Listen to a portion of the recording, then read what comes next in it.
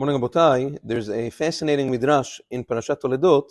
Midrash says that until a child turns bar mitzvah, until 13 years old, the child is under the responsibility of the father. From here on in, says the Gemara, when he turns bar mitzvah, the father says, Baruch Shepatrani, Meonsho shel ze. Now, we'll explain the bracha soon.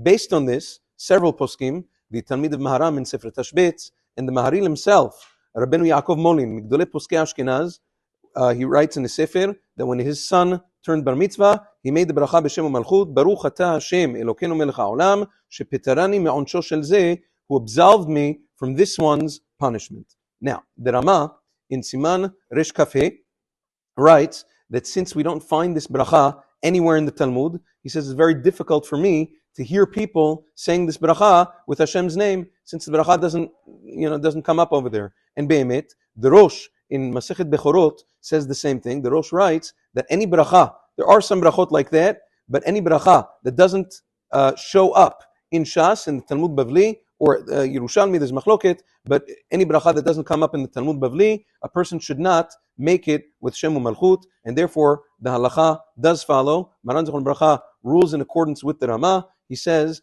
on a day that a person's son reaches bar mitzvah, or a daughter reaches bat mitzvah, a person should make the bracha without the name of Hashem, Baruch, Shepatrani, Meonsho shel ze, and for a girl, shel zo. What does the bracha mean? He brings down, Maran Zichron Bracha says in Halichot Olam Chelik Bet, two different explanations for this bracha.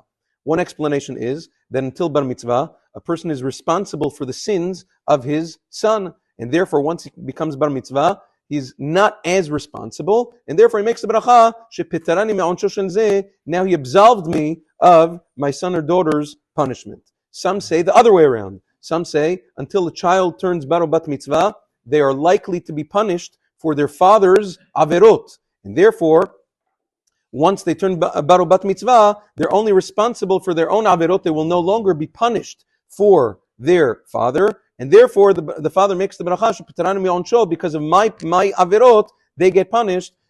It's very polar opposite pirushim, but both of them are brought down in the poskim. Whatever it is, the minhag is to say this bracha without Shem Malchut. As we said, have a wonderful day.